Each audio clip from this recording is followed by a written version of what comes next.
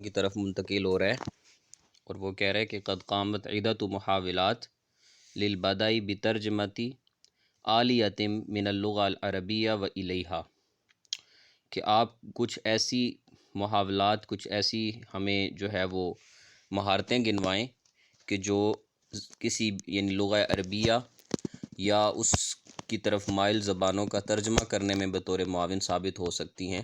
تو اس نے بتایا اس میں نظام مترجم عربی الوافی، مکمل ترجمے کا جو نظام ہے، نظام الناقل العربی، سمپل اس کو آپ نقل کر دیتے ہیں، اور موقع مبصار کہتے ہیں نا، یعنی کجروی کو، یعنی وہ کھجوریں ہوتی ہیں جو کہ پورا نہیں پکتی، تو ان کو کہہ دیتے ہیں کہ یہ جو ہے وہ مبصار ہیں۔ تو اس معنی میں اس کو لیا کہ یعنی جس میں مکمل آپ کا جو ہے وہ ترجمہ نہ ہو، بلکہ یعنی ناقص، دوسرے معنی میں ناقص، تو اس کو کہتے ہیں موقع المبصار۔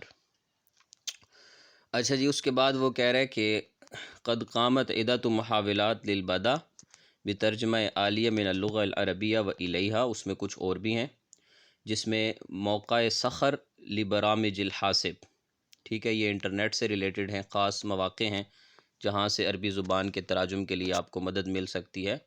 اسی طرح مترجم قوقل، کلاہما صحیح، یہ دونوں ٹھیک ہیں۔ یہ کچھ خاص قسم کی ویب سائٹس ہیں جن کا ظاہر ہے جو لوگ استعمال کر رہے ہوتے ہیں انہیں ادراک ہے، باقی سب لوگوں کو نہیں ہوتا۔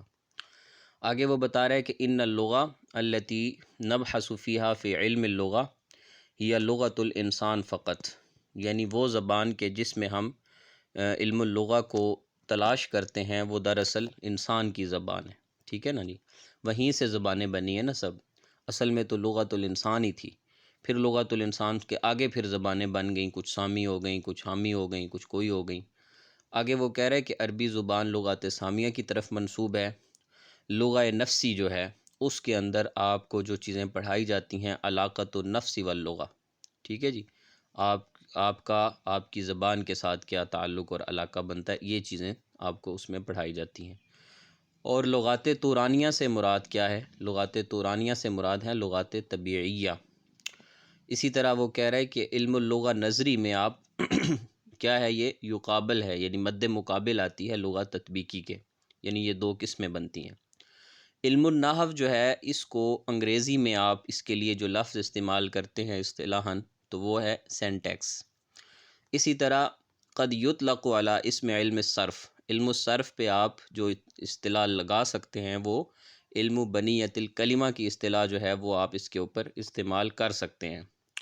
اچھا جی، اس کے بعد وہ کہہ رہا ہے کہ علم اللغہ الاجتماعی جو ہے وہ اس میں پڑھایا جاتا ہے التاثیر المتبادل بین اللغہ والمجتمع، معاشرہ اور زبان کے درمیان جو چیزیں تاثیراً ثابت ہو رہی ہیں، جو ایک دوسرے کی متبادل بن رہی ہیں، اس کے متعلق آپ کو پڑھایا جاتا ہے۔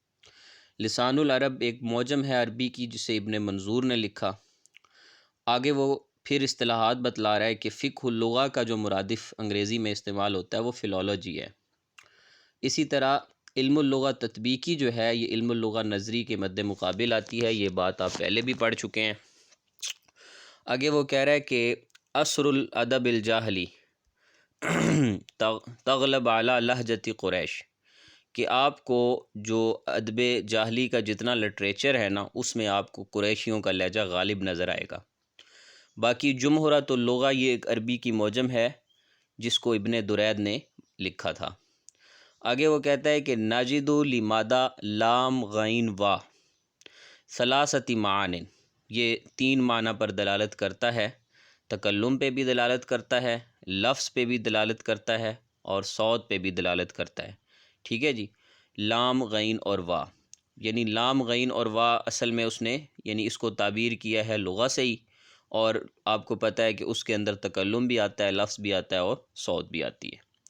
ابن جنی کے نزدیک زبان جو ہے وہ اصوات ہیں جنہیں قوم اپنی اغراض کے لیے تعبیر کرتی ہے۔ پھر اس نے علم النحو کی تعریف دی ہے کہ وہ علم کہ جس میں آپ کلمہ کی بنا کے متعلق بحث کرتے ہیں، تو یہ تو علم الصرف ہے جس میں ہم بنائے کلمہ کو دیکھتے ہیں، یہ پھر اس نے غلط دیا یہاں۔ آگے ہے جی علم الاصوات، اس کو ہم فونیٹکس کہتے ہیں نا، اس کا انگریزی میں جو مترادف ہے۔ آگے وہ کہہ رہا ہے کہ ہاں بنائے جملہ ہے، اچھا پھر ٹھیک ہے۔ آگے وہ کہہ رہے ہیں کہ فی القدیم عالج علماء العربیہ بعض مسائل الصرف من خلال دراستہم لمسائل علم النحو۔ قدیم زمانے میں عربی کے جو علماء تھے، زبان کے جو ماہر تھے، انہوں نے بعض صرف کے مسائل کو، جب نحو کے مسائل کو حل کر رہے تھے تو صرف کے مسائل کو اس کے ساتھ ملا دیا۔ آپ کو پتہ ہے ابتدا میں صرف اور نحو اکٹھے ہی چلتے رہے، پھر بعد میں صرف اور نحو ایک دوسرے سے جدا جدا ہو گئے۔ آگے وہ کہتا ہے علم البدیع جو ہے تابع لعلم المعانی والبیان، یہ معنی اور بیان کے ساتھ کا ایک علم ہے، یعنی اس کے تابع ہے، اس کے ساتھ استعمال ہوتا ہے۔ اقدم ما وصل الینا من آثار العربیہ البائدہ، جو آپ نے پڑھا ہوگا 3 قسمیں جو ہیں عربوں کے حوالے سے، عرب بائدہ، عرب عاربہ اور عرب مستعربہ، تو وہ اس کی بات کر رہے ہیں کہ جو عرب بائدہ ہیں، آپ تک جو ان کے آثار پہنچتے ہیں، اس میں آپ کیا تخمینہ لگاتے ہیں کہ لا یتجاوز القرن الثانی قبل میلادی، ٹھیک ہے جی؟ کون کون سے 3 ہیں؟ بائدہ، مستعربہ اور عاربہ۔ عاربہ۔ ہاں جی، تو جو عرب بائدہ ہیں ان کے جو ہم تک آثار کے ذریعے ہمیں پتہ چلا ہے، وہ یہ پتہ چلا ہے کہ وہ یعنی ان کا جو زمانہ تھا وہ الثانی القرن الثانی قبل میلادی، یعنی حضرت عیسیٰ علیہ السلام کی وفات سے بھی 200 سال پہلے کا تھا۔ اور اقدم ما وصل الینا من آثار عرب الباقیہ، عربیہ باقیہ جو ہے لا یکاد یتجاوز قرن الخامس بعد المیلاد، تو وہ 5ویں صدی عیسوی ہے، جو اب عربیہ مستعربہ جس کو ہم کہتے ہیں، جو ہم استعمال کر رہے ہیں، اس کو عربیہ باقیہ بھی کہتے ہیں، تو یہ 5ویں صدی عیسوی اس کا زمانہ ہے۔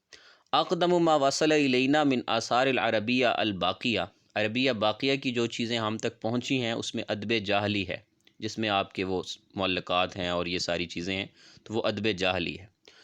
لغہ سریانیہ جو ہے یہ بھی سامیہ کی ایک شاخ ہے۔ آگے وہ کہہ رہے کہ جو ہے وہ الف اول من الف فی النحو العربی ہوا سیبویہ، ٹھیک ہے جی؟ نحو میں سیبویہ نے لکھا۔ العلم ابو الدویلی انہوں نے کیا کیا؟ ابو الدویلی، ابو الاسود الدولی، جی المظلوم الدولی، انہوں نے چند قواعد لکھے تھے جو 2-4 اصطلاحات کے متعلق تھے، چند قواعد انہوں نے لکھے تھے، یہ بات ہم پہلے پڑھ بھی چکے ہیں۔ آگے ہے جی العلم الذی یبحث عن بنیۃ الکلمہ، یعنی جس کو آپ علم الصرف کہتے ہو، اس کو انگریزی میں مورفالوجی کہا جاتا ہے۔ آگے فونیٹکس جو ہیں اس کو لغہ عربیہ میں علم الاصوات کہا جاتا ہے، پھر وہی بات آ گئی۔ الدراسات التی قامت فی مجال الاصوات، وہ آپ کی یعنی وہ سٹڈیز جو آپ کی اصوات زبانوں سے متعلق ہے، زبانوں کے میدان سے متعلق ہے، تو اس سٹڈی کو آپ کیا نام دیتے ہیں؟ اس سٹڈی کو آپ نام دیتے ہیں جی علم القراءات کا۔